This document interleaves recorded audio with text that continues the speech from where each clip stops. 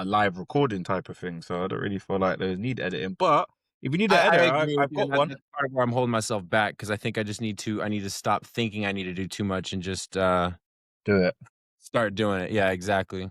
Yeah. Well, I've got an editor. Remember when I messaged you saying you did an editor? Have you got an editor? I found one. So No, I've kind of like shopped around a little bit, but I haven't. I guess I say I shopped around. I've asked a couple people, but I think the one thing I've kind of discovered that could be an issue with that is that I need to probably need to first, and that's probably why I'm trying to get multiple conversations recorded before I try to push much further because I think it'll be better if I do it in a batch with an editor because otherwise it might end up being quite a bit more costly. You know what I mean? yeah, no, I get you. I get you. Well, if you need an editor, I've got one. He's from Spain. He travels a lot, to be fair, but he gets the job done. Yeah, he's done some weird He's stuff already. reasonable. Huh? Yeah, he's the guy who I remember when I messaged you going back a while. I think so. Yeah, I messaged you. I was looking for an editor. I found one. He's good. He's good. He's actually really good. One more thing I need to grab, and then I think When I smoke this stuff, it allows me to think deep. for me it does that, or it makes me forget what I was trying to talk about. Well, it might do that, but Yeah, right. I'm confident this is going to be a good conversation. I've already been smoking today, so Is it? yeah. Nice. What was you smoking? I have this rosin pen, Nice. so it's like live rosin. That originates from America, doesn't it? That strain. But well, live rosin is when on this case, rosin is just when you extract the concentrate through heat. So you take weed and you put it between two plates and you press it together and it squeezes out rosin. Mhm. But then like good rosin, which is what I have, is where you generally make water hash first. So you take the weed, you put it in a barrel with ice and water, and you stir it around. And there's also like a big netting in the barrel, and you just kinda stir the weed around, and then it basically knocks off all the trichomes, all the crystals, and they collect the crystals alone, and then you press that, and then you get really pure, clean rosin. Nice. That makes sense. Yeah. I've heard of it before. I've never smoked it or for however you take it, but I've heard of it. I've only heard of it from American movies, hence what I said. Yeah. Good. Right. I'm ready whenever you are, sir. Alright. I did already hit record, so we can just kinda pull whatever we get out of what we got so far. We're going by real names or DJ or artist names? I mean, I just go by Josh. You can go by whichever name you prefer. Okay. My name is G ZEUS. I'm a DJ from England. Real name is KLG Khan, Smith Khan. And yeah, I'm on my friend's podcast who I met in Where'd you Costa get, Rica.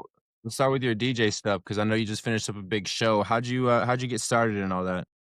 DJing What did you 2020. do before? Well, I grew up playing instruments, so I grew up Okay. playing the bass guitar. That was like my main thing. I played a little bit of drums, touch a keyboard, not a lot though. Congos, all that type of stuff. And then as you're young, as you get older, you just kind of outgrow those things and you get distracted by life and all of these other stuff. And then yeah, picked it back up in 23, but in DJing, and yeah, just ran with it ever since. Just had a really big show, made history in Bristol. Made history. Yeah, but yeah, it's never been done before. What specifically? So the sound that I'm pushing is like Afro house, Um, tribal house. So right. it's really big in London, it's really big in Europe, but in Bristol, it's not So I that have big. this. It was the first time having a big Afro house show in Bristol. In Bristol, yeah. So I It was. think I mean, you call it like a festival, right? So it was like a full multi-day thing, single day. it started at 2 and it finished 10 o'clock. I Okay. think we did just under 1,100 people. So Nice. pretty good for a first event. It was like in the streets or a venue. No. We had it in a venue. It was like it was like a Okay. day party, outdoor day party. Yeah. Yeah, Got you. but So there was multiple different DJs and stuff too. Yeah. We had 8 DJs on there. Well, more than that, but eight acts in total. So it's probably about 9 of us in total. Hell yeah. That's awesome.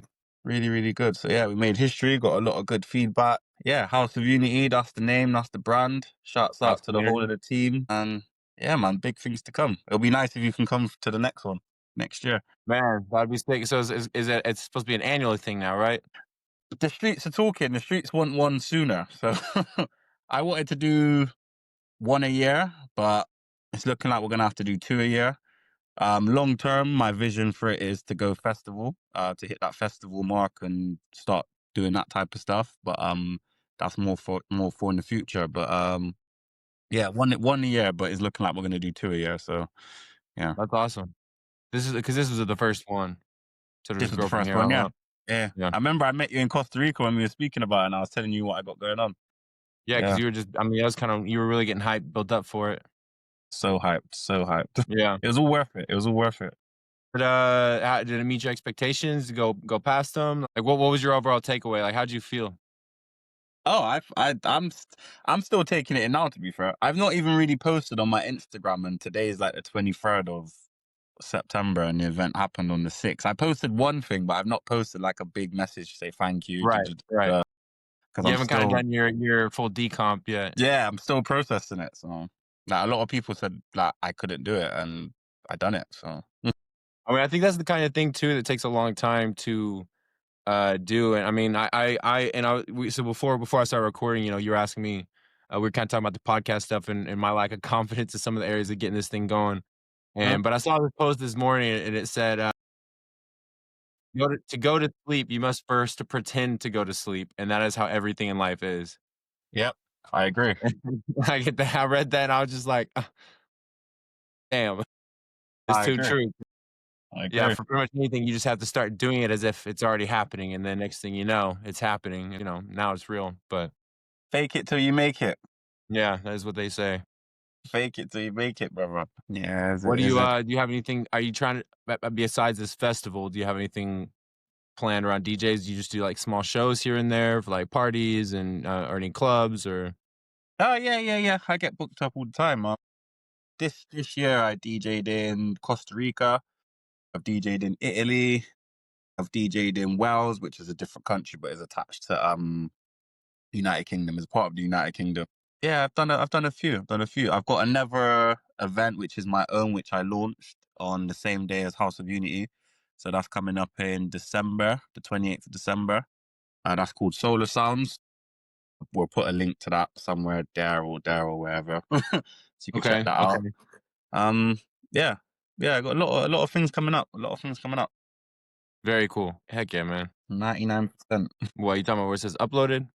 No, I could just see 99% at the top left. Don't know what that is. Is it recording? Yeah. I think it's continuously uploading the recording as we go. This is my first time actually using Riverside, but to my understanding, it's, because you have more control over the quality. It's more built for doing podcasting, stuff like that. I was about to just do Zoom because I figured that would be easier, but it Mm, said I was capped at 45 minutes unless I upgrade my plan. I was like, well, if I'm gonna upgrade a plan, I'm gonna just do it on the right platform of that's course, yeah, of course, of course. the one that I need to use. So, I mean, that's also part of it, like, um, so I mean, yeah, for anyone that doesn't know, obviously, like we met in Costa Rica, which is a very spontaneous, random trip for me. And we also had this other friend, Sean, there. And yeah, I loved how Sean always just said, Love him. he just said, don't ever have to make decisions. No, it's true. As long as you're moving, and I think, you got to say it to the right people with the right meaning behind it. Cause somebody can take that as like, oh, I can do whatever I want. It's like, no. But if you just continue pushing on and moving with the right intentions and having, awareness of what you're doing, you'll find the right way no matter what. Kinda Percent, what I'm hundred. doing, just kind of forging on into this, figuring out each program as I go, trying to find the Mm-hmm. best way to do it.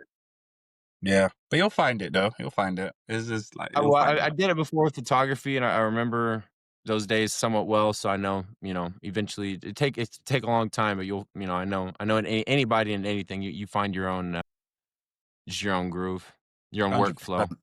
100%. Well, like you just said, we met in Costa Rica. Big shout out to Sean, lovely guy. Shout out to all the Costa Ricans, it's a lovely place. But yeah, I Right, met you in we Costa had the Rica. people from UK, we had the guy from Texas, and the people from Canada. You know what I mean? We had a The fun time. unlikely friends. We had a fun time. But even that, like talking about that, like I met you was by yourself. Like you just said, oh, I'm going somewhere outside the United States, and you Yeah, happen to end up in Costa Rica by yourself. That's yeah, huge. A lot of people don't do that. So yeah. yeah, like this whole For me, I podcast always stuff. find if I get bored, and at the time I was feeling uncomfortable, I was feeling unhappy with my life, and I find anytime I'm in that spot, I typically need to launch myself off a cliff somewhere and find where I land, you know? Mm. In this case, it ended up being Costa Rica.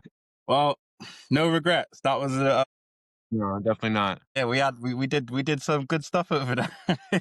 Right. It was quite the fortuitous adventure.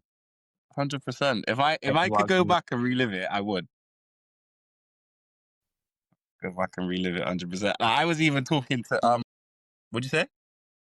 No, go ahead.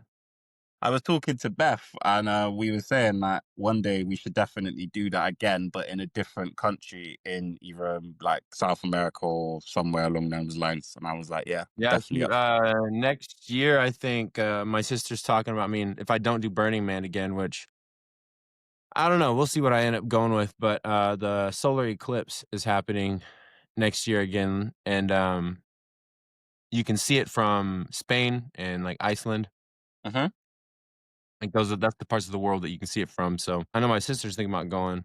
I might, not sure. What time of year is it? August? Okay, okay. Yeah, August 2026 sometime. It's gonna be hot, but yeah. Yeah, well, I mean, if you go to Greenland, I feel like Greenland's not so hot. August time, yeah, maybe. But yeah, if you're over this side of the world, I'll definitely try my best to come and It join can't you be as hot guys. as Texas. Nah, nah, nah, nah. What's the temperature over there right now? It's like 92, 93. It's hot. 30 something. Yeah, yeah, yeah. A little less bit higher than 30. Yeah, that is I don't hot. mind the heat, but the humid heat is what kills me. Yeah, that Costa Rican heat. Yeah, just like that. I mean, it's probably more humid there because they're right by water, but yeah, still in Texas, it gets pretty hot and sticky. You lot are landlocked as well, innit? I mean, I am in Dallas, yeah. You gotta drive about 4 hours to the coast. Yeah. Mental, mental. I didn't Houston realize how big where that the coast place is from. was until when Texas? I was coming. Yeah, when not even just the United States in general, because obviously for those that don't know, I'm in England. I'm in the United Kingdom, so it's Yeah, like you could fly from one side to the other side. It's not going to take you that long. But when I was coming from back from Costa Rica, I stopped in Texas. That airport was right. terrible as well, man. We'll talk about that in a minute. Have you stopped in Dallas? Was it Dallas? I'll have to double check. I double check, but it was definitely Texas anyway. And Yeah. Houston, we stopped in Houston. Oh, okay. I don't like the Houston airport. Terrible. It was we almost missed our connecting flight. Yeah. Almost missed our connecting flight. But yeah, point is, coming from Costa Rica to there, it was just land, land, land. And I was like, wow, like I hardly seen any water. And I was just like, Yeah. wow, this place is like this landmass is really, really big. Really, really big. Yeah, I mean, me driving from Texas, I mean, honestly, it's all around Texas. There's a lot of just flat lands, some desert, dry areas, but yeah, it's a lot of nothingness when you drive. But I mean, you kind of find the beauty in even that, what you call like the hill country, because we don't even have mountains. Mm, mm. It's all Oh, very, very flat. is Texas near Arizona? Is like did I say that right? Yeah, I believe it's adjacent because yeah, when I drove up to Burning Man, I drove through. Man, I'm screwed with my geography. New Mexico and Arizona. I think you go through New Mexico first and then Arizona. So New Mexico is next to Texas and then Arizona. That's like the desert part, isn't it? Yeah, yeah, that's where you got like Sedona, which is Yeah. so. I was finding this out. You actually got me all keyed on to all the conspiracy, by thinking of Costa Rica 'cause I knew nothing about the country when I flew there. I just thought this seems like somewhere that's kind of gonna fit the vibe that I'm looking for. And then when you mentioned to me, you're like, "Yeah, man, they got the blue zones here. They're, environmentally protected, no military and all this." I was like, started getting real curious. I started digging into a little more, but one of the things I was realizing is that Costa Rica is actually a pretty popular place where people go for like ayahuasca ceremonies and things like that. People say has a thin veil in the Hmm. metaphysical sense, similar to Sedona. And Sedona is another place I've heard that of. So I didn't realize that until we were in Costa Rica. But yeah, Yeah. Sedona is another good place to go for the metaphysical, spiritual, psychedelic experiences I've been told. Okay. Well, maybe we could take a trip down there one day. Hey, that would be nice. That would be nice. It definitely Take a has trip down there. I was talking to another friend recently, and she was mentioning, I think she was mentioning ayahuasca treat there in Sedona. Okay. But yeah. You mentioned Burning Man. What was that like? Because I seen on your social media, and I think I messaged you, and I just Yeah, like I was like, yeah, that looks really, really good. What was your experience? What was it like? man, Burning Man is something else. It's truly is another planet. I feel like I've traveled to a decent enough countries and around the world, different continents. to kind of have a sense of, like, different cultures and understand that not everything is normal where or not everything is familiar wherever you go. Uh-huh. However, like, Burning Man is not just another country. I feel like I'm on another planet every time I go there because not only you have people from all countries all over the world coming in together too, like, you meet people from all over the place, right? Like, I think the camp across from us, they were, from Finland, and they were making, like, these Finnish Hertz or I don't know if it was Finland, but they were somewhere in Europe somewhere, and, you're meeting people from Spain, you're meeting people from China, from, all over the place. It's really just like a giant, like I remember my first year was last year, and I remember one I was out there and there's this art car, so there's these, they're called mutant vehicles or art cars, and they're basically just what it sounds like. It's a giant car that's an art piece as well, so it could be a giant pirate ship that rolls on wheels, it could be like there's, like, 2 giant baby strollers that are all lit up with LEDs, like, literally giant baby strollers that just drive around. There's somebody had a bathtub out there, people will make, like, scorpions, like, very elaborate, fabrication and stuff. I mean, some are really elaborate, some are more simple, but yeah, they turn vehicles into art pieces that drive, and oftentimes too, like, moving stages, and, what was I about to say? I was about to talk about one specific art car, but then I got too sucked into talking about what art cars are. I totally, lost it. One second, my camera. Okay, you good now? Maybe it's okay. This out or something. Trying to the camera on my MacBook was not gonna be great, so trying to cancel, or do it from my phone, but for some reason that keeps not working. Alright. Yeah, you were just basically just talking about like your Burning Man experience, what it's like, what the people was like, how there was you couldn't remember which country they was from, but yeah, you just basically just telling me your experiences. Yeah, I don't remember why I got into talking about the art cars. There was something specific I was about to say about that, but, Oh, okay, okay. either way, as a whole, like I said, it is just truly like being on another world, and the experiences out there you can't really find anywhere else. This is what I was trying to say. There was a DJ playing a set on an art car out way out in the deep playa, just like the empty desert. And I remember hearing. I don't think I was even paying attention. I was just kind of riding around looking at art and stuff nearby, and I hear you're at the greatest party in the world, and I just thought about it. I was like, you hear people say that all the time. For once, I think he's telling the truth. Like, for once, I think it's probably the greatest party in the entire world right now because and a lot of the things you see out there are probably some of the greatest of that, it is because it's such a unique place. Because oftentimes, you say, "Oh, this is the best food in the world right now." It's like, no, there's no way. Like, there's restaurants all over the world doing their different things, or this is the best party. Well, there's a party going in major cities everywhere. How do you know this is the best one? But there's no other party that's that unique to that scale, to that just that level and uniqueness again because of the art and because of the vehicles and just people. It's a one of the most surreal moments for me was the first year. So the city is designed kind of like a clock. So it's a big semicircle, right? And it's arranged so you got shoot, is it 11 or 10 o'clock all the way to 2 o'clock?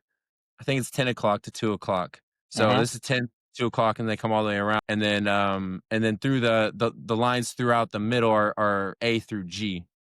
Okay.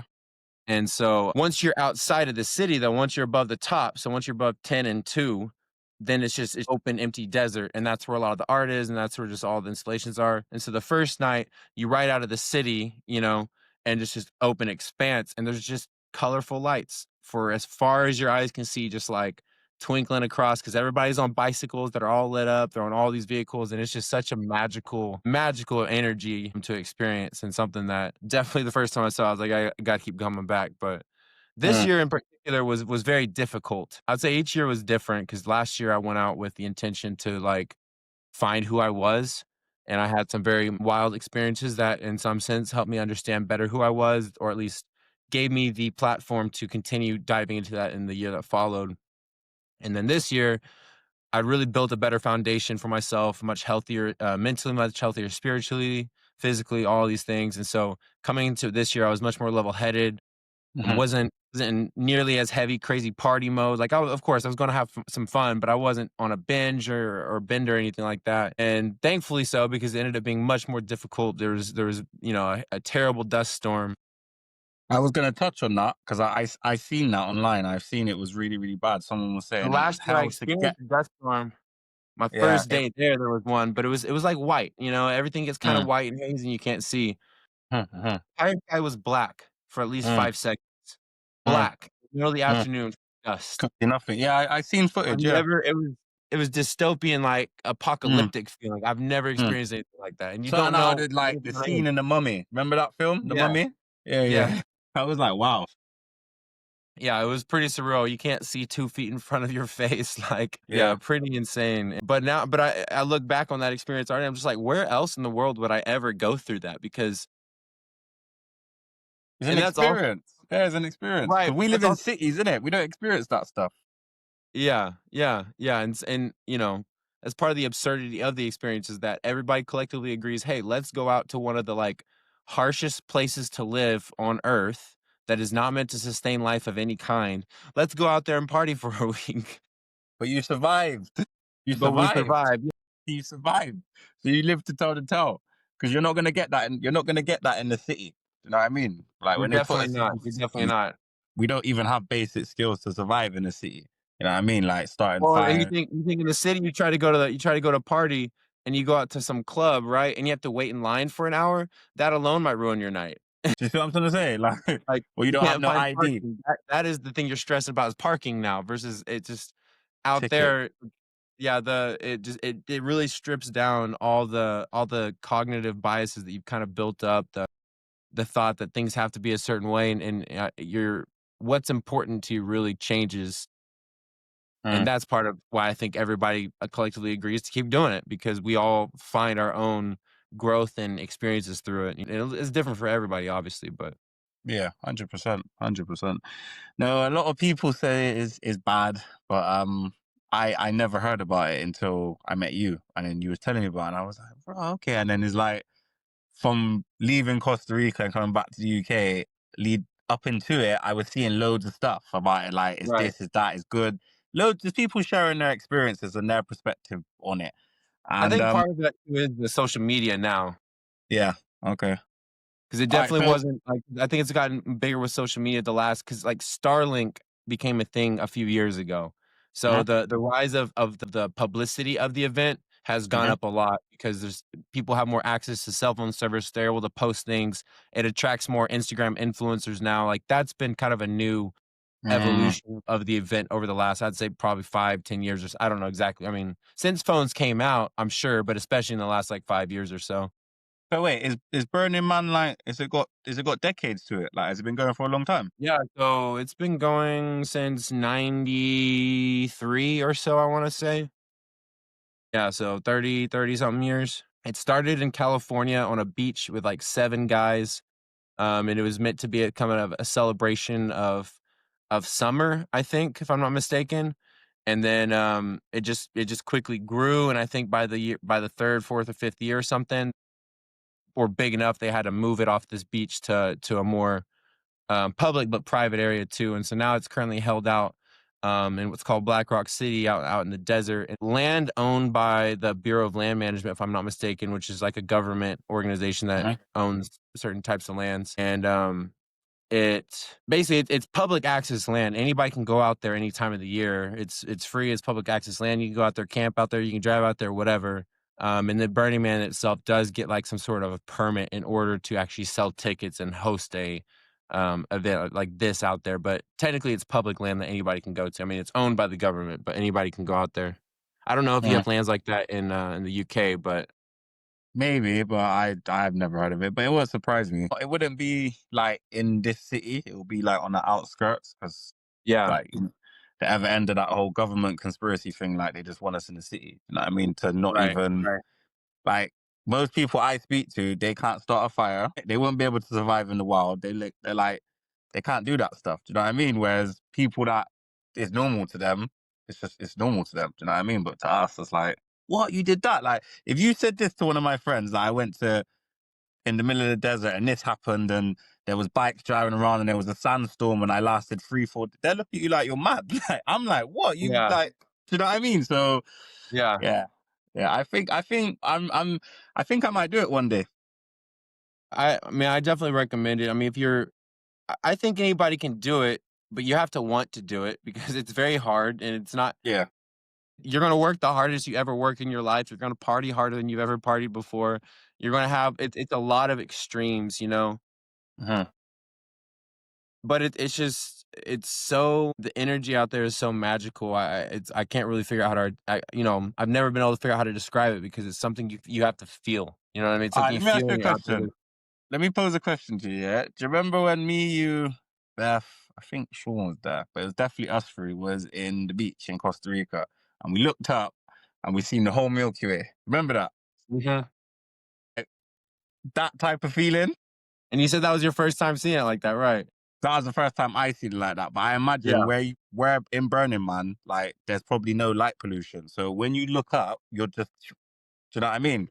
Man, yeah, tons of stars for sure. Okay. Not to mention, again, because of the way the city's laid out, and then also the outer perimeter that's in the expanse of the desert, it's so it creates in entirety, it creates a giant circle. Yeah, yeah, yeah. Yeah, that's fierce. Yeah, yeah, yeah.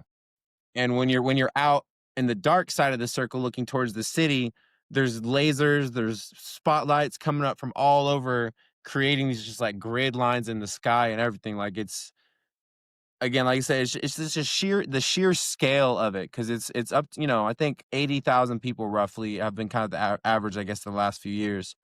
Uh, Okay. 80,000 people come out there to build a city. You know what I mean? Hmm. Mental. How long does it In other last for words, again? the what? How long does it last for? So officially a week.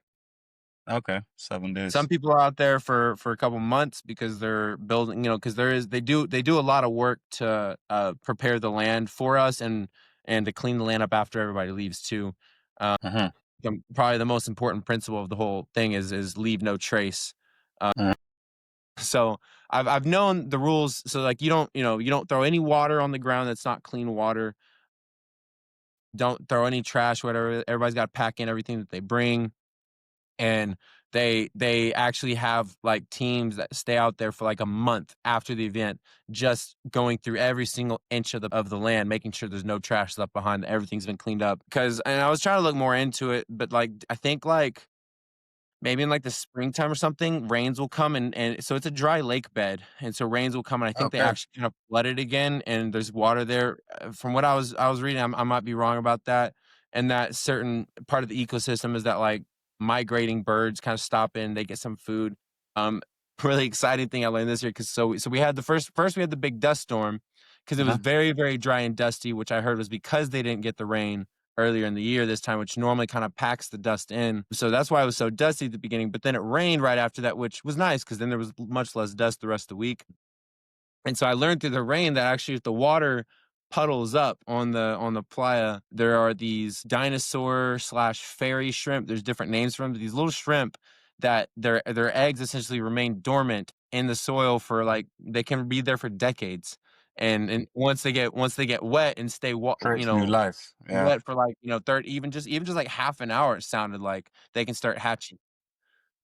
There's Creates like new this whole life. like curious life ecosystem that lives out there and stuff too, which I thought was really cool and unique. Yeah, man, that's the beauty. You learn those things. We sit in our house and watch that on TV. Like, wow. Do you ever heard of David Attenborough? FO? David Attenborough, I think that's his name. I don't think so. He's a guy from he's from over here, but he just goes like all over the world, like the Amazon, places like that, and he just talks about wildlife, ecosystem, volcanoes, loads of different things, but mainly animals. But that's the type Right, of thing that he would document and film and speak about it, and then put it on TV. And you're just right. like, yeah, I lived it. No, Lit. definitely pretty surreal. I was It's lit. hoping to see some shrimp, but I didn't see any this year, but that's alright. See some what? I wanted to see some, but, yeah, I didn't end up seeing any myself. Bloody hell. Mental, mental. But if Yeah, I had man. 'em, Nah, I'd I'm definitely yeah. gonna give that. I feel like yeah, definitely one day I'm gonna go and experience it. I think I feel like I don't know. For me, it's like such a nice reminder that humanity can be good and that there's still uniqueness out in the world, it really helps to I mean, I just leave always feeling so just alive and, like, less restricted. less inclined to feel the need to go right back to some grind job. Even though I did, I went right back to work because I had this job. It's already been going. That was part of the plan all along. But It just nonetheless, makes you see life from a different perspective. Do you know what I yeah, mean? you really come back to what you call the default, Yeah. and you come back to the default, and it really puts things in perspective, and kind of makes you realize how silly a lot of our social behaviors are, and just the The things that we think Matrix. are important. Yeah, the overall In the matrix, man. Matrix. But like what the stuff you just described there at Burning Man, like they do stuff like that in parts of the world, and you don't even have to pay for it. Like, Like it's what? definitely going to be in smaller numbers, but even in South America, you go to some of the villages and like their old ways, how the indigenous people lived, and they do things like that. It will last for like 2, 3 days. If you go into Africa, West Africa, same thing over there. So it's just, I feel like Burning Man and these events and festivals or whatever it may be, like, because we're in the age of Aquarius, is social media. We have access to a lot of stuff. Do you know what I mean? It's in our faces, but people's been doing this stuff for hundreds of years, thousands of years. Do you know what I mean? But again, it goes back to that thing. We're in the city, so we're not exposed to that way of life until we are. And we're like, oh my god, like what have I been doing for all these years? Do you know what I mean? Well, that's why, I mean, you bring up the word matrix, and yeah, I mean, that's why I definitely agree with that, because it feels like the way a lot of things are designed in our current life and society is to kind of keep you there. Like Mm. one thing I never noticed until last year when I first went to Burning Man, and I noticed now even more this year when I come back into the world and look around. I'm just like, everything is a billboard, everything is an advertisement, everything is like some sort of consumer. It's not even just like capitalism is one thing. That's another topic, but consumerism, it's just everything is just appealing to people to just consume, consume, consume, consume. I mean, that's one of the big things at Burning Man too, is there's no selling. Nothing is for sale except for ice. You can buy ice, and then I think you can also pay sanitation sewage trucks or whatever to empty your RV or whatever. If you're like, or to fill you can buy water because they'll fill like large water containers. So if you wanted to bring like alcohol, for example, you have to bring that yourself. Bring what? Alcohol. Yeah, yeah, yeah. No, so that's the thing.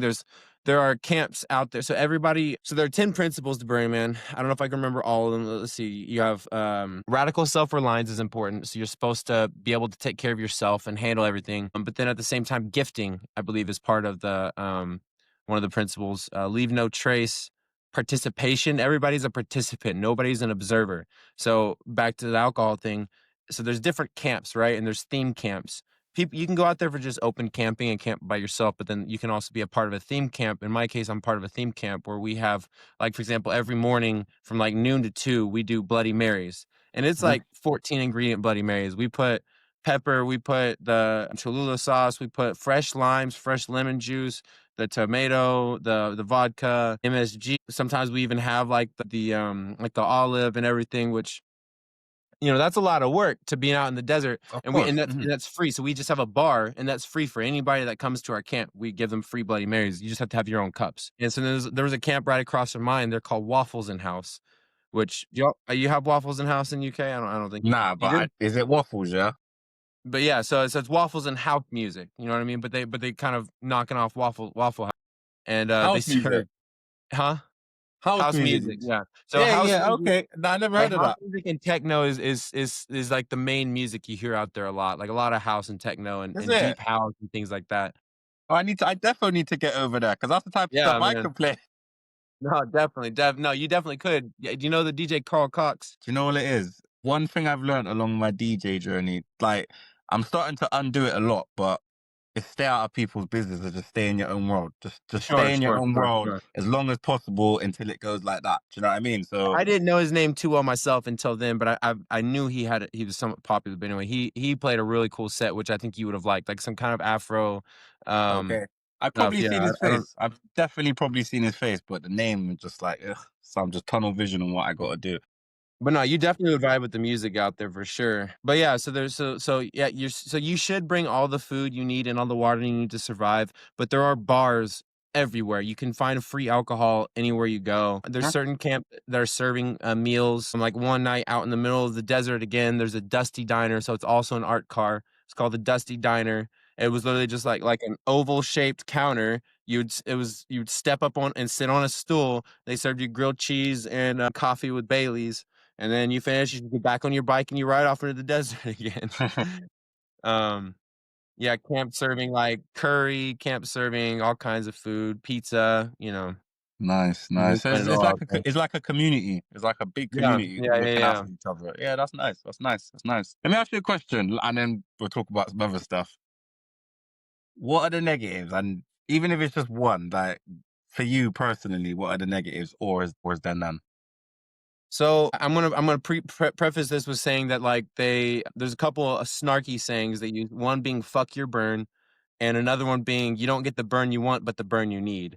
So "fuck your burn" is something a lot of burners say. "Fuck your burn" is in "fuck your experience," and what I mean, people are probably gonna use it with different meanings, but what I think that really means is like I'm not responsible for your experience. So, like, for example, my camp, we go out, all 30 plus of us, one night of the year, and we all trip together, and we're all tripping around looking at art and stuff. And it's out in the deep ply where there's usually less people. So sometimes people will be out there, like just two people, it's all quiet, and then 35 of us roll up on them crazy, loud, partying, laughing, having a good time. And it's kind of disruptive, but that's kind of like, look, sorry, we're not really responsible for your experience.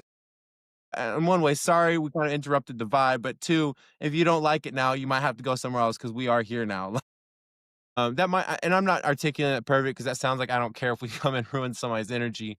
But what I really No, mean is I just hear it. like I hear it. you're Yeah, I get responsible for how you handle everything. You're responsible for how you enjoy your own experience, and it's not anybody else's fault to try to make you have a good time. yeah. People are very encouraged to be themselves. Nobody's fake. People are not very fake out there. They're very blunt. They're honest. They say what they think. You know what I mean? Nobody's walking on eggshells, for example. Like people are just very being yourself is very encouraged. You know what I mean? Mm. Uh-huh.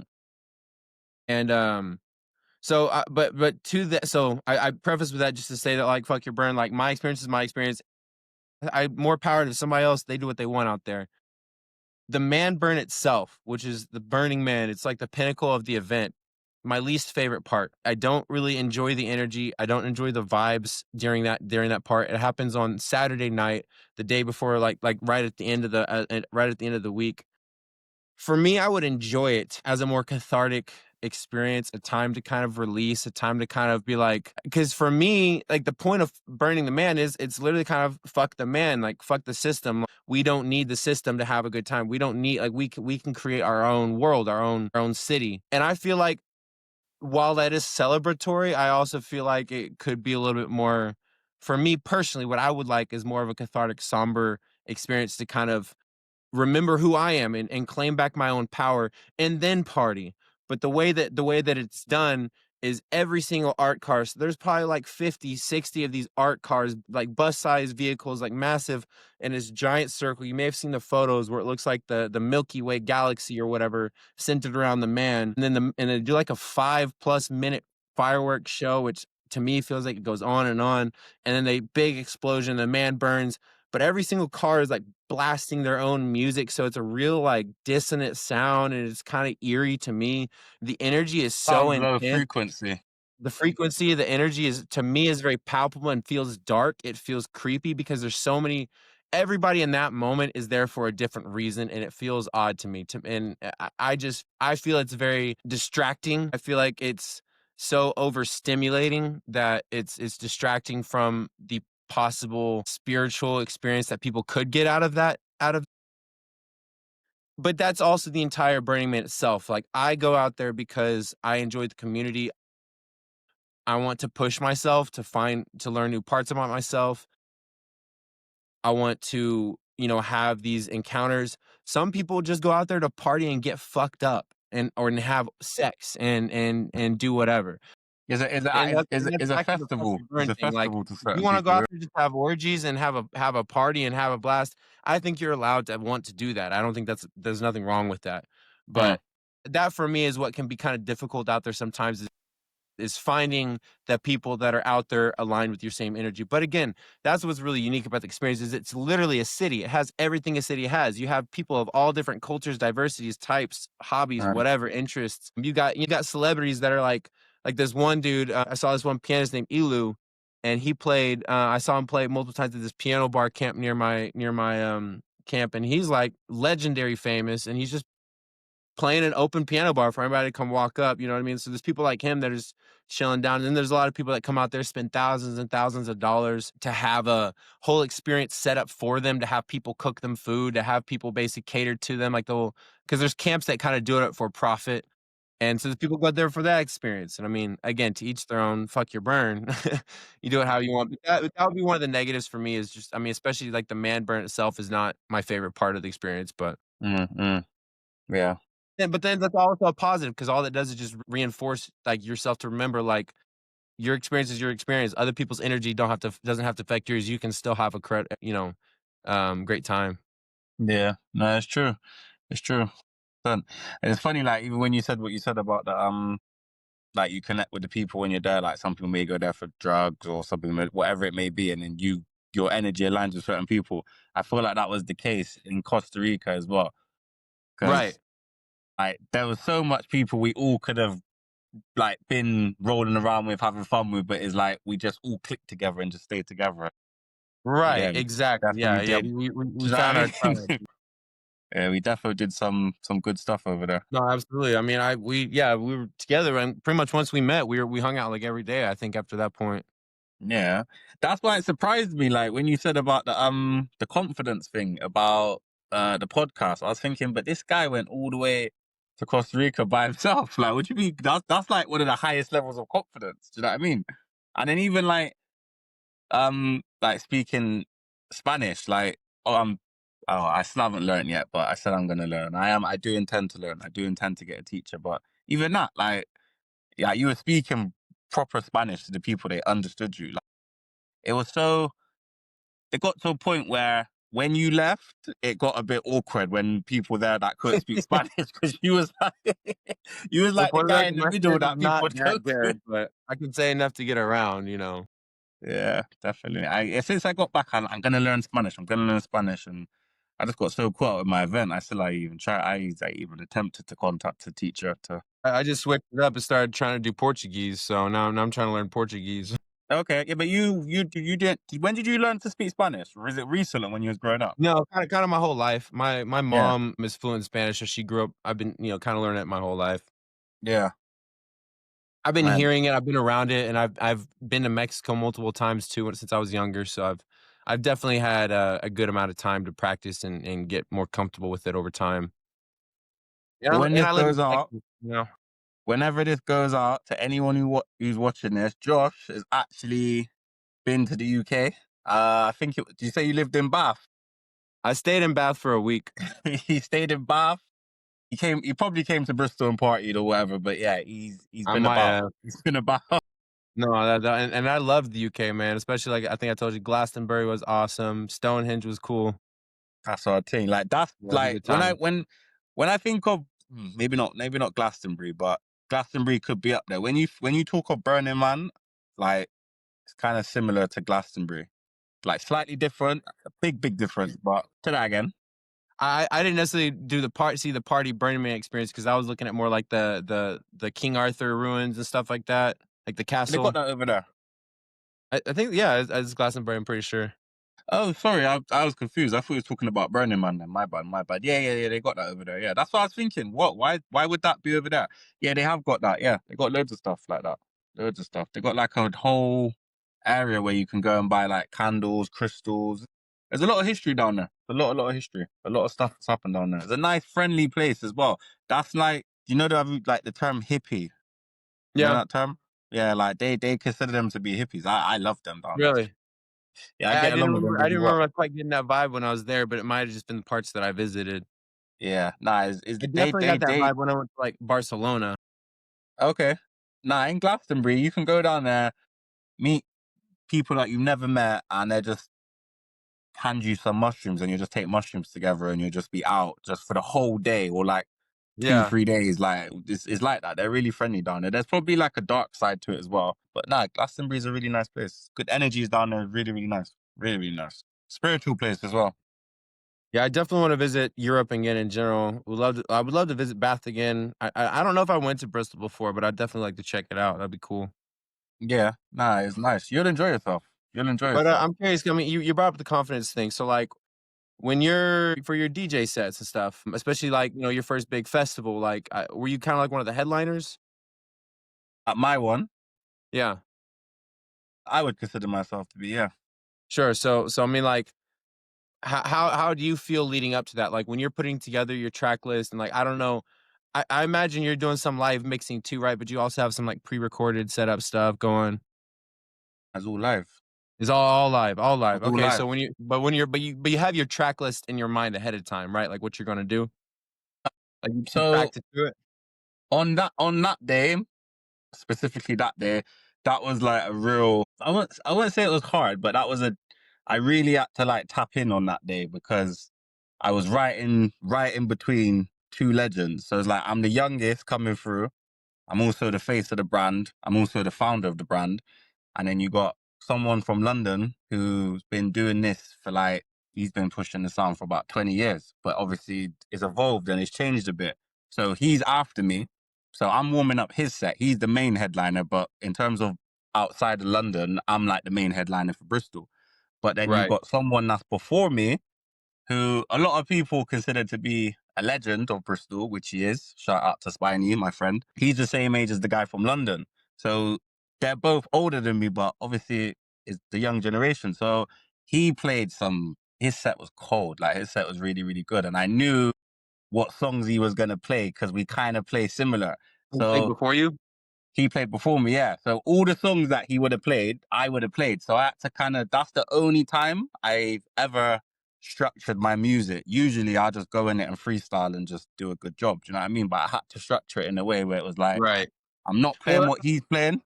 how much of your set was completely spontaneous? Like you had it. Did you have a track list that you were planning to do, and then like you said, he played some of the tracks, so you had to switch it up, or So this is where it gets technical. So I plan to play with my laptop. Usually I don't play with my laptop, I play off my USB. But leading up to the event, I created a term, and the term goes, I was in House of Unity mode, which means that's the name of my brand, House of Unity. So I was in that mode so much that I neglected G ZEUS, which I am G ZEUS. I'm the brand. Do you know what I mean? right, That's not my real name, but right. that's the brand. So I was That's your in that DJ name. that's my DJ name. So I was in that mode so much trying to like make this happen, chase up this call, do so much things that I neglected to get all my music together, all the important things like from a DJ perspective.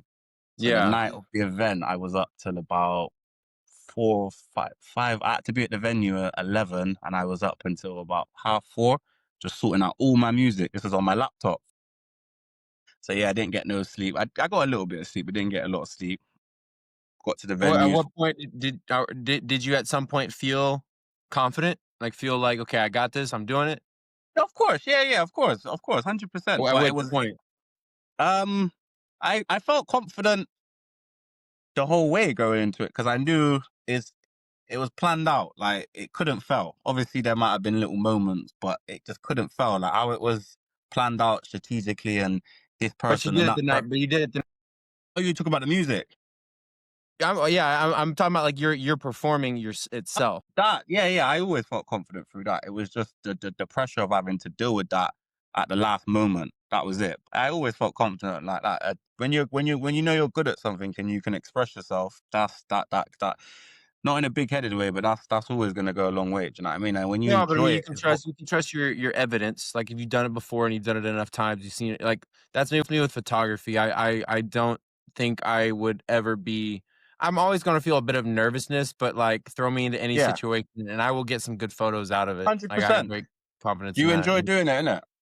Yeah, yeah. I mean, it's been on the back burner for a while because try to turn it into a business, and that makes it difficult to keep enjoying it. I'm hoping to bring it back around in another light. Yeah. Nah, don't give up, man. Don't give up is very important. We continue to do the things that. Would you say it brings you peace to a certain extent? 100%. You know, when I really think back to, yeah, no, it definitely does. Like doing the shoot itself, it's a form of flow for me. It is one of the few things in life that I know to do to turn off the noise in my Mm, brain. You know, like yeah. because and maybe the first 15, the first 10, 15 minutes of a shoot always feel a little bit weird. And depending on who I'm shooting with, sometimes it might feel a little awkward the whole time, but there's always, even if it feels awkward the whole time, it's when I go into the editing mode afterwards, I always pull something out of it. Like You I'm lock always to in. create You lock something that I, in. Yeah, yeah. yeah, You yeah, lock yeah, and then more often than not too, in the middle of the shoot, it just becomes a flow, and like people would always be like, are you gonna tell me what to do? Or are you gonna tell me how to pose? And I'm always like, look, I don't really tell people how to pose much, but then I realize like once the shoot gets going, I do. It becomes a very natural flow. It's not something I you don't in tap my into it. mind. Yeah, yeah, yeah. You tap Yeah, yeah. in. You It's not tap my in. mind thinking like I'm gonna do this, I'm gonna do this, I'm gonna do this, but then I get in the moment and I start to just see what to do. Yeah. Exactly back to what Sean would say. Like I don't make a decision. I just keep moving forward, and the path starts to become more clear for me. It's the same thing Looking though up when in the I'm direction. DJing. It's exactly the same thing when I'm DJing. Like going back to what we were saying, like I could open the set with what I want to open the set with just by reading the room, but it might not be the right song. It might you enjoy it. I start to get into it, or whatever it is you're doing, you just start to get into it. But yeah, exactly the same thing, man. Exactly the same Yeah, thing. yeah. Exactly the same thing. But yeah, back to what I was saying earlier about the mixing. Sorted out my laptop, got all my songs ready, and then the next day, gone to the venue, sorted out what we had to sort out, set up the venue, put up the lights, sound system, decorated the venue, all of the stuff that we had to do. DJs are playing. Something said to me, test your laptop on these decks, yeah? Because I Right, never play on a laptop. I tested my laptop and it wasn't reading the decks. So now I'm thinking, oh my God, I've been up since 4 o'clock, yeah? I didn't go to sleep till 4 o'clock in the morning. I've sorted out all of these music and I can't even use my laptop. Bearing in mind, I right. told you there's a legend before me and a legend after me. I had songs on my USB. Sorry, there was songs on my laptop that wasn't on my USB. So that whole set turned out to be really, really good. Like the people loved it, made history. But listening back to it, I was like, raw, like that was probably, I wouldn't say it was one of the best sets I played, but being that I created that whole thing and like hearing the horns, the whistles, the people screaming my name, like I was like, yeah, like I did a good job. Well, I think I that's did a one of good the job. things about being a DJ. I mean, a good DJ is, again, you're not locked into a pre-recorded set, but you are feeling the energy of the room, and you're adapting it, on in real time, flowing with it. Yeah, definitely. I had a um I had a host with me, my guy that I met from London. He's good. He's been good to me. He's looked after me a lot. He's a lot older, Spidey G. So big shout out to him if he's listening or locked in at some point. He definitely helped me out a lot. He controlled the crowd. And yeah. From that point on, even from before, big up all the DJs, hosts, everybody, it was really, really good. But from that point on, like the party really, really started. It really, really started. Yeah, That's awesome, definitely. man. Yeah, it was Oh yeah. history. I hope you come to the next one. So it'll be next year, September, around your birthday time. All right. Maybe that'll be my Yeah, I trip hope. next year. I'm hoping Yeah. next year is very different from this year. I mean, this year was great, but next year I want to be moving around a lot more, traveling more, hopefully. You're gonna be working hard next year, man. I can tell you that. I can tell you that for free. We both All are. right. We both are. Definitely gonna be working hard. Yeah, 1 year anniversary next year. So pull up, man. Pull up. Come enjoy yourself. I See would see definitely love to do Bristol. that, man. Check out Bristol Yeah, and even just to visit Bristol, but definitely to see your show. yeah, there's a lot of history here. You're someone like you. I probably see you on the day and then won't see you for the rest of the time you're here because you'll just be walking around, making friends, Yeah. looking at. You'll find stuff to do. It's a really, really, really cool place, Bristol. There's so much people here from all over the world. Like they call it mini London. Honestly, a Mini lot of people London? they call it mini London. Yeah, a lot of people call it mini London. It's not the nightlife's not as great, but it is like a mini London. Prices of property is expensive. It kind of looks like London a little bit. Actually, I take that back. The nightlife is getting better now that House of Unity, G ZEUS is making stuff happen. But Let's say yeah, get a little better thanks to you. definitely, and the team, definitely, definitely, nightlife is getting better. But yeah, nah, you'll really enjoy Bristol. I feel like you really enjoy it. I don't think there's not really many places that I wouldn't enjoy, I don't think. Yeah, Free spirit. Yeah, yeah. I mean, it's definitely. I've always liked to try to think of myself as more like a chameleon. Like Mm. I'd rather be able to blend wherever I'm at. That's always a goal of mine for sure. Is to become. I would rather be well versed in 20 cultures than be the expert in one. You know. Fact. Fact. Have you ever? Would you? Have you done ayahuasca before? I have not. I've done DMT, which ayahuasca is essentially a very extended. I was actually just learning this at Burning Man that mushrooms is also a form of DMT. They're different parts of DMT. Yeah. Toad venom, ayahuasca, I think mescaline, maybe even. Yeah. A lot of them. DMT. Yeah. Yeah. And it's very different from LSD, which I don't know if you have Yeah, much experience with that. I've not done that because that's considered yeah, I've not done any of those, but like the DMT stuff, it makes sense. Like our brain produces DMT, so taking something that's fully natural that grows from the earth that can make your brain produce more DMT, Right. it's a no-brainer for me. But yeah, never done ayahuasca. I really, really feel like that would be good for me. Something I feel like it'd be good for you I've as learned well. this recently. It's something I experience sometimes through breath work. Hmm. Essentially, like, you just take a deep breath in, breathe every last bit of air out, like, keep blowing till you can't blow out anymore, and then take a Hmm. deep breath. For me, and I learned that from another video, but and it works pretty well for me. Not always, but sometimes. It feels similar to a DMT hit, like Yeah, a small one. Uh, yeah, yeah, and, of course. I think so. I mean, DMT is the drug that's released in your brain when you die, right? And when That's you're when people born, yeah. Yeah, that's why people say, like, "Oh, I'm seeing a light," whatever. So we know it's naturally in the body. I mean, in fact, it's in every living thing. Like, you can technically take, there's trace forms of DMT in any plant, any grass, whatever. Just very trace amounts.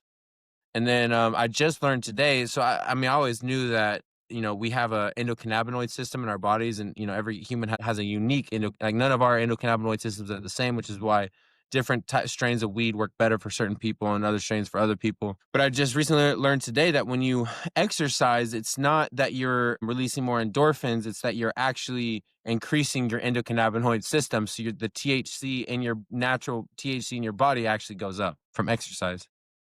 What we have? I didn't know we had THC in our body. Well, Natural so THC. I never thought about that. I understood we have an endocannabinoid system, so why would you have an endocannabinoid system if you didn't have THC in your system? Yeah, And because I'm no that makes sense. scientist. Because when like if I I'm no scientist, obviously, but I was like, no, but that, no, that's but that obvious. makes sense because I haven't smoked weed in well, I think last time I smoked weed was about 10 days ago. So my tolerance has gone down. But now when I'm Yeah, connecting the dots, I'm like, oh, that fully makes sense, 100%. right. I never thought about that either. Because why else would you have a tolerance? Like for when it But comes to that also, but stuff. also, I think that's like, okay. Now here's again, this is not scientifically backed, but doesn't every drug just flood your system with more of a chemical your system already has to begin with? Like, This is where it like, gets technical because weed, like in its natural form with seeds in it, I don't consider that to be a drug. So, like, okay, but you understand my but point though. then if you're talking cocaine and stuff like that, that's actually got chemicals. Cocaine is flooding, but what is cocaine doing? It is flooding your serotonin or your dopamine receptors. It is Uh-huh. flooding the dopamine in your body, making you feel increased amounts of dopamine. That's what's feeling good to yourself. Why do we have opioid receptors? Why do we have opioid receptors? You know what I mean? Like, Uh, now I'm wondering, do we naturally have opium in our bodies too? in its natural form. Right, right. And maybe and then the drugs you take just amplify because to my understanding, now I don't know. Again, this is kind of just it could be a totally stupid thought. I want to look more into this now, but isn't every drug just releasing more of something that's already there? Maybe. That makes sense. That makes fully sense. Why would back to the endocannabinoid system? If you didn't have an endocannabinoid system, like smoking weed wouldn't do anything to you. Like, you wouldn't care. You wouldn't get high because your body What wouldn't know what how to what act- interact. what actually is that? I haven't heard that before. The what? What's the system called? Endocannabinoid system. And what's that responsible for? Is it like your Honestly, I brain don't and know. like okay. No, I haven't heard that term before. That's all. See, I'm more Let's on the see health here. side of things. When you say like lymphatic system and the nervous system, I'm on So, that side. according to a simple search here, it's a complex cell signaling system present throughout the body, including the central and peripheral nervous systems as well as various organs and tissue. It is composed of endocannabinoids, which are neurotransmitters that bind to cannabinoid receptors, and the enzymes responsible for synthesizing and degrading these endocannabinoids. Which is again, that's why when you smoke weed, you get highs because that's the part of your system that's designed to synthesize and utilize that. I mean, that's same with like it says. Well, here we go. It's also involved in a wide range of functions, including regulation of gastrointestinal motility, control of nausea and vomiting, modulation of visual sensation and intestinal inflammation, and management of stress and pain. That might be, yeah, yeah, yeah. That Now, yeah, might be when now I need to look into when you other have a, because you know, is there any I can't think of a drug that creates an effect in your body that's not something you already naturally produce.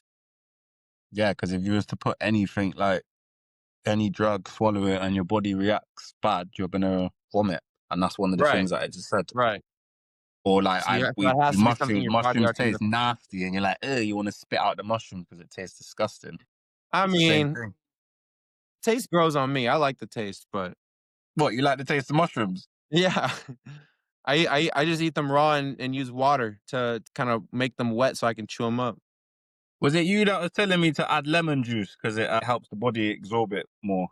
I don't know if I was the one that said that, but I agree with that. Like, citrus does help to break down. I think as it starts to break down the enzymes, so that way when you eat it, it goes into your body's bloodstream or whatever faster. Mm-hmm, If I'm not mm-hmm. mistaken. Yeah, I think that's probably the best way to do. Have you done drops before? The mushroom drops, the drops. So it's like it's a mushroom that you basically, I don't know if you turn it into oil. So you break it Mm. down into like its strongest form, and then you extract it, and then you put the oil underneath your tongue.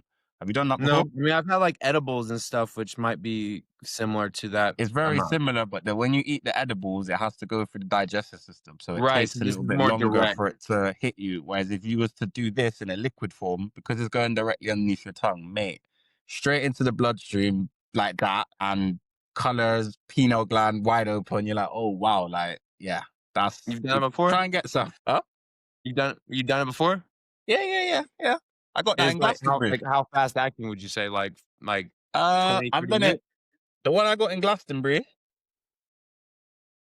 Nah, less than 20 minutes, like 12 minutes, maybe. Oh wow, okay, so really fast Nah, acting. I'm lying. I'm lying. Between 10 and 20 minutes. But that was Sure, like sure. borderline ceremony. Do you know what I mean? Yeah. The second time was from Glastonbury, and that I'm pretty sure that kicked in quick, really quick. Under 20 minutes. So yeah, both times under 20 minutes. Like proper, not like I could feel it, I can't feel it. Like you could see it. Under Right, 20 yeah, minutes, you right. could see it. You can't feel it, you could see it. So Hmm. yeah, I will have definitely to look try that. for that then. What do you mentioned Blue Lotus too. Yeah, How's that for you? that's what I got in there right now. Oh, you're just smoking Blue Lotus? Yeah, it's that with a bit of weed as well. And then a herb called mugwort. Not mugwort, mullein, which is like good for your lungs. What else is in there? I think that's the main one. But yeah, the Blue Lotus, really, really good. It is said to allow you to astro project or lucid dream and have control over it. I think I heard that with mugwort too, though. No, mugwort is in my other one, but it's not in this one. Mugwort is good No, for I that know, as but well. I'm just saying I think I heard mugwort's also good for lucid dreaming. Yeah, yeah, yeah, yeah, yeah, definitely. They go hand in hand. So I got a friend that he drinks it in tea. So he puts it in like a thing that you can like boil it in, and he drinks it in tea just before bed, along with the Blue Lotus. And some of the dreams that he tells me he has, I'm like, wow, I seen that. How did you see that? And I seen that. Mental dreams. That's something I've been trying to practice and get better at. So far, I haven't really gotten to have like I haven't had any interesting like insights or downloads. Mostly, I feel like my dreams are just repressed emotion coming up. But Hmm. dreams are Have interesting you? though. Did you look like? Did you look into the Blue Lotus, or was that like a note that you made? I just remembered you talking about it before. I haven't really looked more into it yet. Should definitely look into it, bro. Yeah, I know it sounds interesting. Like one time I left my body and I went into my sister's dream. And like she rang me the next day, like, gee, like I had a dream. And like I told her the dream and I was like, no, like she was like, I woke up and you was there. I was like, I was there. I described everything to her. She was like, nah. And she was like, "What did you do?" And I told her about it. Wow. Like, still to this day, like, she's like, "What?" Like, it's just mental, like, That mental. showed But stand, man. That's crazy. yeah, I definitely recommend you to try it, bro. Don't Yeah, sleep on it. I need to look up where to find some because it definitely sounds interesting to I check got out. mine on eBay. I got half a kilo on eBay because they said some guy that I follow, he's actually from Texas, to be fair. He said that the government are trying to make it illegal.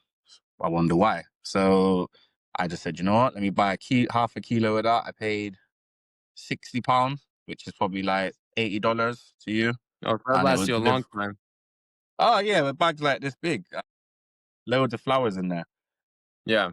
Yeah, that'll last me probably about like, well, I hardly smoke. I only smoke like every like 2 to 3 weeks. So that probably lasts me like 2, 3 years, I reckon. Maybe even longer than that. Yeah. Definitely recommend you to get some, bro, if you want to do some lucid dreaming or Yeah, that's something I definitely deep wanna get meditation. deeper into and practice a little bit more. Yeah. If you put it in a tea, wait about 20 minutes and do like a deep meditation or even like some breath work, like you said, before you go into the meditation to just get you in a really relaxed state. Do a Right. meditation, you'll really go into it. Like, coming out of it, like, wow, I feel like I left my body for about 3 hours, but it was only gone for like 10, 15 minutes. Like, it gets you in such a state where you just, from a meditation perspective, you just feel at one with yourself. Do you know what I mean? Really block out all the noise and just, yeah, it's a spiritual thing. It's a spiritual thing. Yeah. You notice it's definitely a spiritual thing. So your, I mean, I guess this and then also your DJ stuff and your DJ stuff being relatively new. Something I feel like I've been dealing with my life and something that keeps coming up for me is first of all, repeat lessons, feeling like I'm running into the same obstacles like over and over and over again. Hmm. But also just feeling like trying and trying and trying to break to the next level, but feeling stuck by some reason. And then in the last like year or so, I've really started to feel like some reached, pushed through new obstacles and I've started to kind of gain momentum and I'm starting to actually see a way out of the madness in some sense. Snake energy, bro. I told you about this. Yeah, so what do you think like for you personally, and you can get as specific into this as you want to, but like what do you think for you has changed for you? Like what do you feel like you were maybe trapped with like I guess a few years ago before you kind of found this momentum you're feeling now? All right. So I'm going to speak for myself and you you tell me if this applies to you as well. Because like I said to you when we met in Costa Rica, 1997. You're born 1997. Yeah. Yeah, I'm yeah. born 1997. So we're both born the year of the ox in Chinese and Vietnamese astrology. Right now, we're in the year of the snake, and that astrology works in a way where you have fire signs in Western astrology, which is Leo, Sagittarius, and Aries. So like that would be called a triad, yeah. And the ox is in the same triad as the snake and the rooster, yeah. So anytime is those years, we're gonna have great years, and it is a 12-year cycle. Right now we're in the year of the snake, and we're both oxes, so it's a great year for us. All of our hard work we've been putting in the last however many years leading up to this point is a good year for us. We're getting everything we want. We're also being left with the things that we have to deal with because the snake always shreds its skin.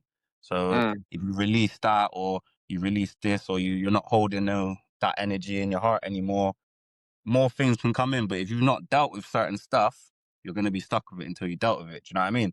So yeah, for me personally, it's been a great year. I've achieved a lot. The things that I've been working towards for the last like 3, 4 years, all the hurdles that I've gone on, like I just not necessarily didn't do it. It got a bit too much that I had to move on to something else.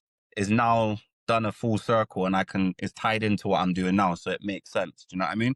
Hence why sure. I'm saying I've had a good year. Cause when I look back, I'm like, all the things that I've been trying to do is all just come in at one time to the point where it's been too much. Do you know what I mean? It's too overwhelming because it's like, shit, like I got so much stuff going on, so much positive things happening right now. I can't juggle it all. You know what I mean? Right, right. That's how much of a Why good why year it's why do been you for me. think now? Why do you think now? Do you think there's a reason? Yeah, because we're in a snake year. Like when you're in your year, this is bro. Like astrology is so deep. Like I don't even talk about it to certain people, but like But The energy. do you think that this happens for do you think that everybody that is, in the year of the ox, year of the snake, whatever, do you think all of those people are all having a great time, or do you think only some? I'd say 75% of them, yeah. But it's like it's not just us. So people that are born in the snake year, like if you're born, I don't know what the snake year is. Like I know it's definitely the last snake year was 2013. So most things that was happening in people's lives in 2013, if you didn't tie it up or you wasn't finished with it or you didn't release it, it's gonna show back up in the next snake year, which is 2015. And when I apply that to my life, I'm like, bro, like I haven't seen that person in 12 years, like multiple people. I'm like, I haven't seen these people in 12 years, like since I've been deep diving into my uh astrology from the Chinese perspective. For me, that was like enough proof. Do you know what I mean? And then all the other great things. Yeah, oxes were having a great year. Snakes, people that are born in the snake year. I know a few people born in the snake year. I'm gonna just put it like this. One of them become a millionaire this year. And they've been grafting, and they've become a millionaire this year. And I was like, Yeah. rah, like, so a lot of snakes, I know they're having great years. The other persons are roosters. I don't really know a lot of roosters. Um, but yeah, they're meant to be having good years. But we got an enemy year coming up as well, so it ain't all good. It ain't all good, my bro. 7. Watch out for that one still. What's that, the year of That's the year of the goat. year of the goat? So the goat and the ox, they're said to be enemies. I'll give you a good example. I learned this from the guy. He's a guy. He's actually from America. GG33. Russia. I think it's Russia and who does Russia war with again? It's not Ukraine, is it? Well, Well, yeah, not. currently Yeah. So I'm pretty sure it's them two. Russia was founded in a goat year, and Ukraine was founded in an ox year. And when I Mm, seen that, I was like, rah. Then he went down a list and he was just showing loads of countries, the year they was founded in, and the year they went to war with, and the country they went to war with. It was all enemy signs. And I was like, wow. nah, this is mental. Then like, Man, and I was reading about this study this morning about how I think they took 7,000 people that regularly practice meditating or consider themselves good at meditating. I guess that sounds kind of weird to say, but you know what I mean. yeah, yeah, yeah, yeah. And they wanted to test if people meditate or even just pray or whatever with a collective cohesive purpose and does it do anything and I don't know if it was just the area they were in or like the city or the state they were in or if it was globally, but they said that like crime rates dropped by like 18%. All this Hmm. after they were meditating for like 3 weeks straight, I think together, all on world peace, essentially is what they're focusing on. Hmm. Which and then the study was repeated with like 4,000 people or something, and they had very similar results. Essentially saying that like when you meditate or focus your consciousness on some specific thing and then multiple people around you kind of can join, like you yourself, that energy radiates outward by some amount of feet or whatever around your body, meters, whatever. Yeah, yeah, yeah. The But then when electromagnetic pulse. Yeah. you have multiple people around, everybody is locked in and focused on the same thing. The reach is exponential. Like just how far out that ripple can go is incredible and can really change a lot of people. I mean, I think we see that in real time every day, honestly, though. That's energy, man. It's just the energy, innit? I mean, Yeah. there's a lot more of it. Like we're going through a great awakening right now, and even down to little things like cryptocurrency. The government does not want individuals like me and yourself becoming millionaires of cryptocurrency, and it's happened and it's happening. Yeah. So that Yeah. like that's just one pillar of like the great awakening. There's so much other things, man. So much other things. Right. I mean, it's definitely already started, and I mean, it's definitely already been going. And I would say 2020 was uh, it was such an odd year because on one, like if you want to look at it on one hand, probably a more negative glass half empty, you see that, oh, people are sheep. Like people will do whatever you tell them to do. They will freak out. They will stop thinking for themselves. Critical thinking goes out the window. And this is not trying to get too political about this. I'm just saying in general, people become more compliant because they're terrified. They don't know what to think, and it becomes misinformation is becomes such a dangerous weapon at that point because then people don't know what to believe, and if people don't know what to believe, they stop believing anything, and then you just kind of have chaos and stuff like that. Mm. But it also, so on one hand, it showed that people will blindly follow rules, But on the other hand, it also broke a lot of people's either 9 to 5 job work life up. It showed that, oh, you don't have to go to school to still learn. You can do it through the phone. It just suddenly exposed us to all these different ways of doing things that yeah, that just going to, school, working a 9 to 5, getting a career job Yeah. is not necessarily the only dream. Like there's other things more important to life, like being with your You family and know, having time. And what we call that in astrology? what is that?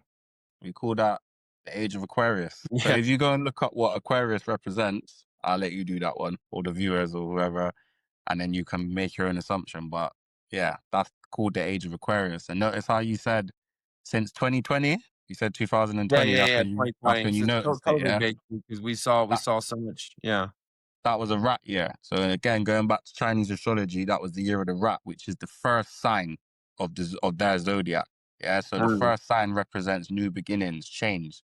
So when you put that with age of Aquarius, that's what you get. You get that. You see those other people that still kind of followed like sheep?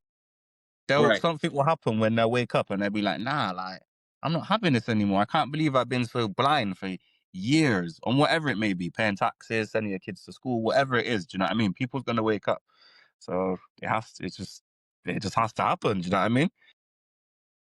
It doesn't And I mean mean, that it's things are gonna inevitable. like get better and then people's just gonna wake up and then it's just gonna be we're living in new times. You know what I mean? What those new times will look like, I don't know. It might be war. I don't know what it will be, but people's Well, gonna that's the wake thing up. is I think it's both equally dangerous as it is exciting because the acceleration of technology and just weird social things that are acceptable socially now that were never accepted socially before are just increasing. I mean, while on the one hand we're seeing crazy events like COVID that make even the most blind people kind of shakes them awake and makes them realize that things are a little weird sometimes. But Huh. then there's also plenty of other people that got further and further buried into their own narratives and their own stories of what they think is going on and um, deeper into the simulation, I guess is what I'm saying. Okay. What in the way like you they're going Like in the they way believe that in their with the way that I still see people driving in their cars by themselves with a mask on. okay, yeah. Whew, my brother, yeah, yeah, yeah. I thought you was talking bad against them, like, sorry, yeah, yeah, yeah. Nah, yeah, I No, no, agree, no, I no, agree, no. I'm I just talking agree. about like for some people it woke them up, it gave them more Yeah, agency and more awareness. For other people, it further pushed them down yeah, into a yeah. That's sad. you know. Those people didn't make it, unfortunately. You know what I So it mean? was like a great and I think only increasingly so like right now we have access to ChatGPT, right? Which if you use ChatGPT with awareness and intention and mindfulness, it is an incredible tool to unlock so much better understanding of yourself, of the world around you, to accelerate your growth and your ability to evolve. Because with the problem is what ChatGPT is it's alien technology, but most people still have these medieval hearts and minds that have not learned to evolve or adapt to like dating apps, for example. Like one thing I've been really getting interested in this year is learning about what evolutionary traits led us to where we are today.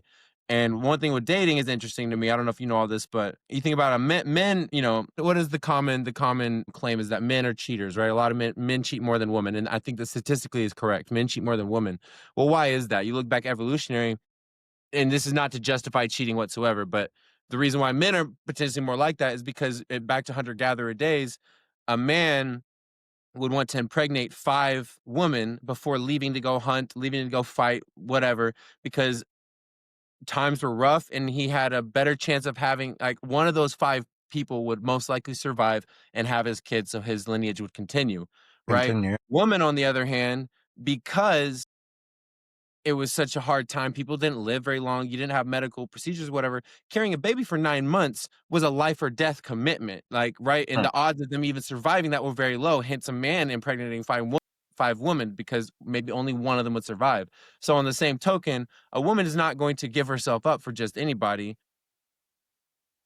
A woman's going to have to be more selective and make sure she's choosing the right partner. And so we see Uh-huh. that playing out today with dating apps, where the statistics also show this that 10% or like 10, 20% of the men get like 80, 90% of the women. Women are being much like men are happy to swipe right on all the women. Women are being very, very selective and swiping around very few men. So those evolutionary traits have like become much more pronounced in an almost unhealthy way now because it's leading it's I'm not again trying to get too deep into the red pill arguments or whatever, but that is leading to men having kind of a skewed opportunity within the dating scene and the way that women and men are going about it because but then you just but I'm saying it's really interesting when you take that all the way back to evolutionary traits and where that comes from because it makes sense why it started but now so we see that now with technology coming up it is exposing the areas that we have not like evolution takes a really long time to change. And so men are still going to be kind of naturally evolved in this way, and women are still evolved this way. And now that mismatch is magnified by technology, making accessibility so much easier for you to just window shop thousands of faces and decide who you like, who you don't like. You know, so that's just like one of the many examples of how our hearts and minds are still pretty medieval and haven't evolved with the way technology has. And so, same thing with ChatGPT. It's dangerous, and AI is dangerous because most people have not developed any sense of self-awareness yet because that's something that takes a long time to like you think this is something I was also thinking about is that being, you know, we now are able to articulate our feelings and our emotions in such depth because we have such a large vocabulary now. We have all these studies that have been done by other scientists, psychologists, neurologists.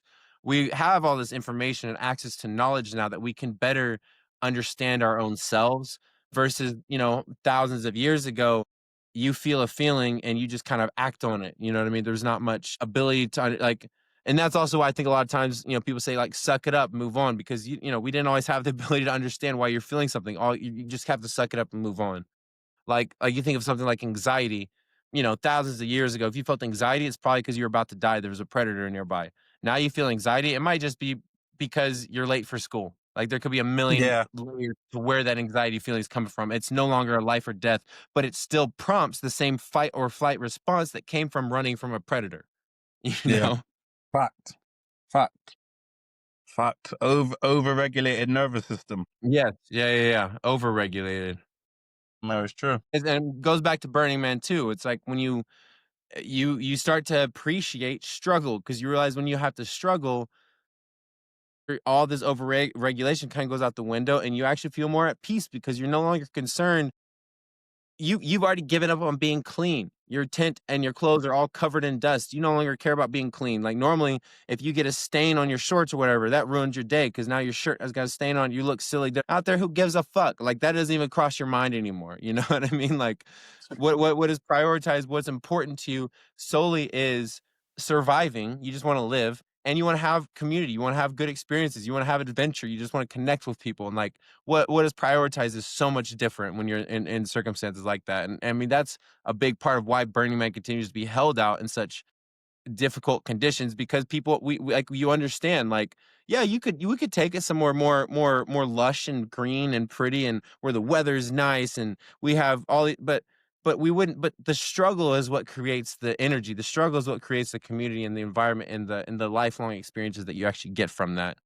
That's Uh-huh. where all the magic comes from. Uh-huh. Uh-huh. No, it's true, bro. And in a world of overregulation, you have to force it sometimes. Well, yeah, 100%. The way you describe, not even the way you describe it, but the passion in your voice when you, how you speak of Burning Man reminds me when I go to Africa. It's actually the same. Like when I'm in Gambia, yeah, bro, and I'm staying at my brother's house or my other brother's house. Sometimes it's not a poor country. There's stuff that goes on with the government, but I like it because it makes me tap more into nature. The electric will just cut out in the whole country for 2 days. So you got no phone. Like like sometimes the water's not even working. You have to fill up a bucket and wash with the water. Like, and you're just out, just enjoying life. You're not worrying about nothing on Instagram. You're not worrying about your friend back in the UK or whatever it is. You're just You're enjoying life. enjoying the journey at that point. You're present in every moment. Do you see what I'm trying to say, bro? Like, and Yeah. like a lot of people's never experienced that. Like that feeling of just feeling like, wow, I was really in the moment and I feel free. Like, that's priceless. That's Yeah. priceless, man. You know what I mean, I never feel that in, I've never felt that in Europe. I've never felt that in England. The only You ever two gone places that, camping? huh? Yeah. Have you ever just been camping? Yeah, yeah. I went camping last year for the first time. So Yeah. that was that was like, Yes, I mean, I imagine you at least felt that a little bit out there, right? Because now all of a sudden you don't have a kitchen, you don't have the grocery store right there. You're supposed to bring everything you need with you. You know what I mean, right? And yeah. in that moment, you start to like I know for myself, I don't typically cook food at home. I usually eat out, partly because I'm lazy. More like I'm a perfectionist. I'm afraid to learn to cook because I'm gonna mess it up along the way. Also, in my current situation, because I live in a tiny home, so I have a small kitchen. It's just easier for me to go buy food somewhere else. Too much Um, money.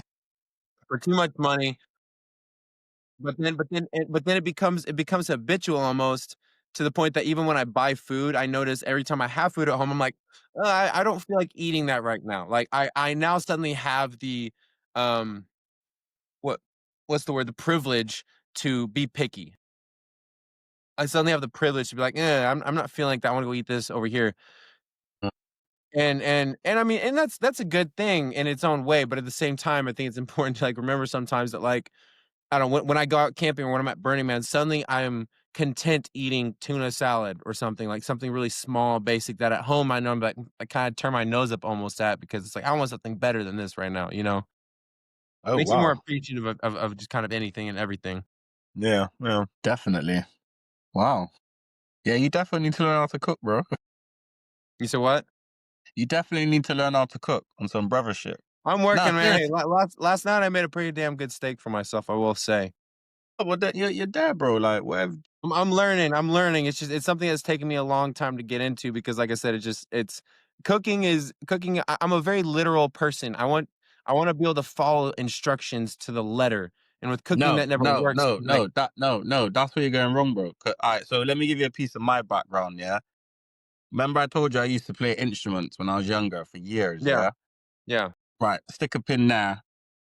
Girls getting in trouble, whatever, on the straight and narrow.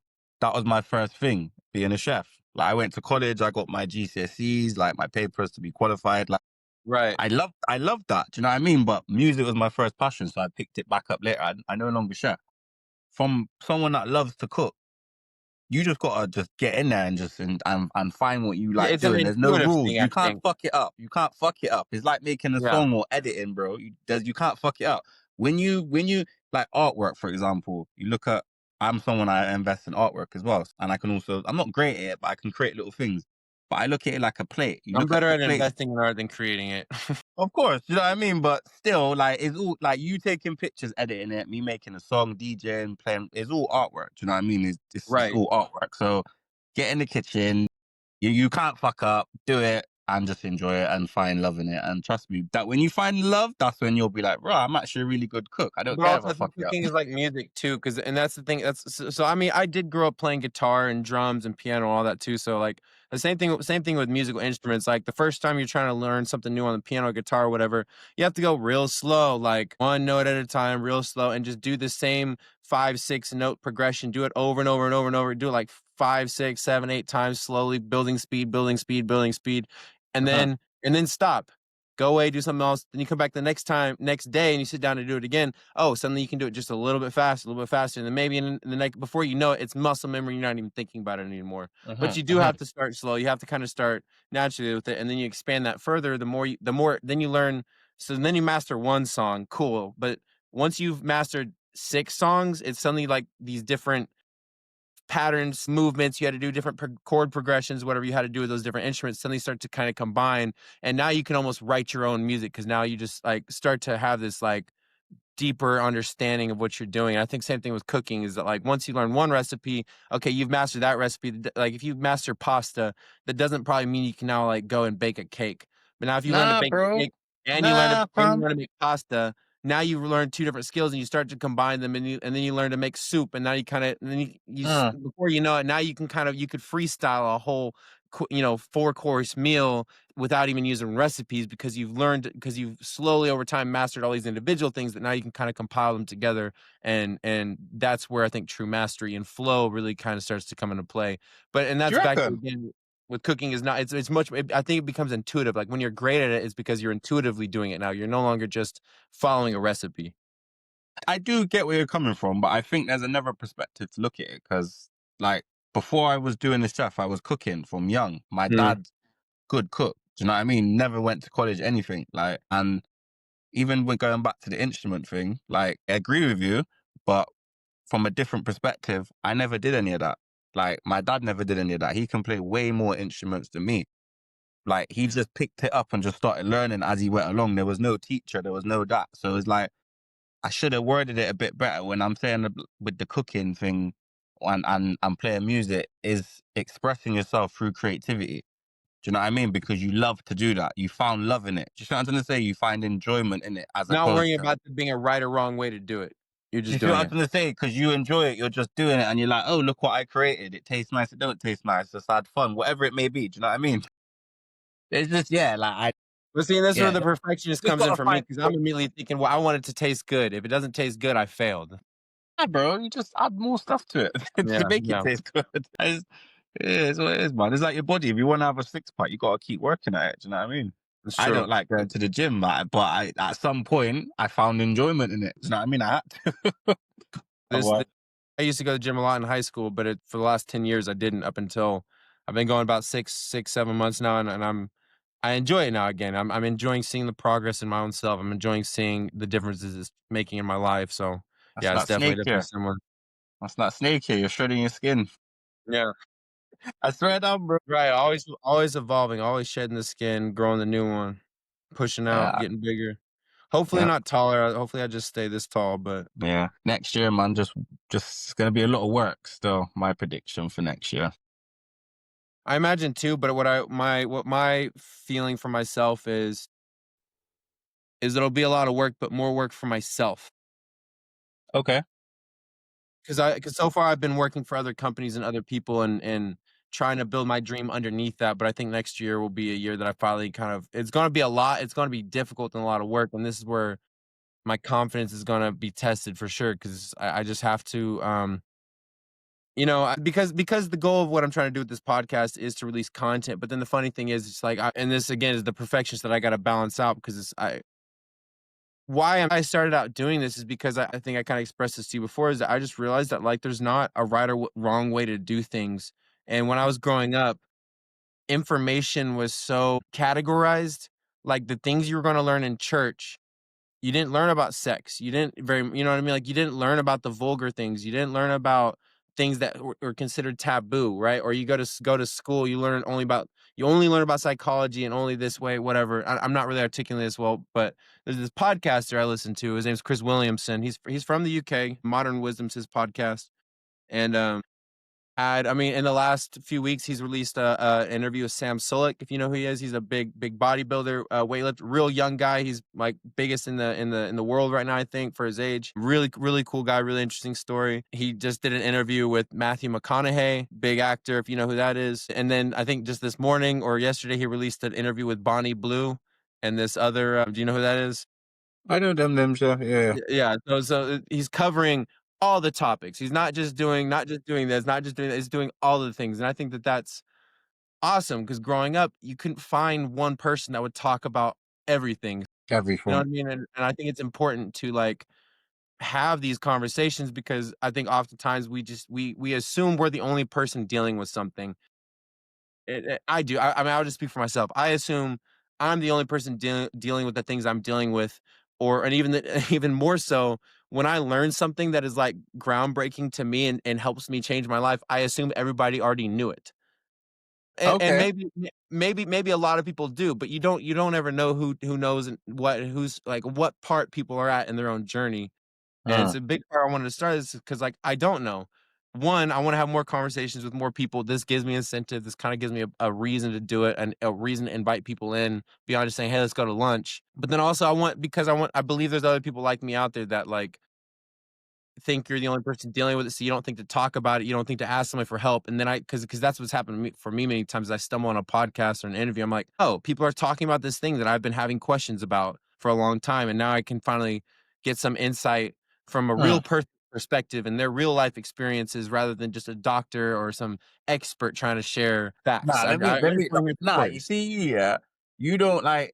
I think you don't actually realize like how can I say this? Like, I'm trying to think of the right word because I want to say it like in English slang, like, but I know you're not gonna get it, so I'm trying to think of the right I mean, you can word. say both. Nah, you're tapped in it. Yeah. Like Like, I don't think you're tapped in, innit? You're more tapped in than you think. Like, a lot of people don't know what you know. They're just dumb. Seriously, they're just drinking the Kool-Aid of whatever it may be. Do you know what I mean? They're not even thinking of that. They're just going, they're waking up every day, working a 9 to 5, and that's it. Right. They die. Their boss will replace them like that. Like, they have no understanding of universe, stars, nothing. Mathematics, psychology, none of that. They just pay the bills and that's it. They're not even questioning it. They trust their government. You're ahead of your time, bro. You know what I mean? You're ahead of your time still. Well, I appreciate that, man. I definitely, yeah, I mean, that's my goal is to help other people to just, yeah, like, I mean, you mentioned government. Just find your own truth. You don't have to be with this side or that side, you know, and that's what I feel like a lot of the world pushes us into. And no matter what part of the world you're from, you're really pushed into. You're either on this side, you're on that side, and if you're in the middle ground, then you're wasting time. And I'm like, well, I think there's a fourth option, a fifth option. I think there's more options. Like I refuse to accept that I can only Yeah, be you on this side, and then that means I hate everybody over here, or I can be on this side and I hate everybody over here. Like, no, because I don't want to be against anybody, you know. And I just obviously have my agreements and disagreements with anybody, but you know, you get what I'm saying. yeah, of course, of course, of course. Definitely. Definitely. Definitely. Yeah, 100%, bro. So what's next then for the big Josh?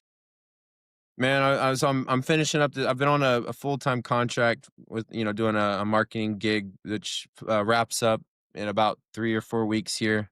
So this Nice. is kind of the last of the year for me. This year has been the most gone to plan year I've had in my entire life.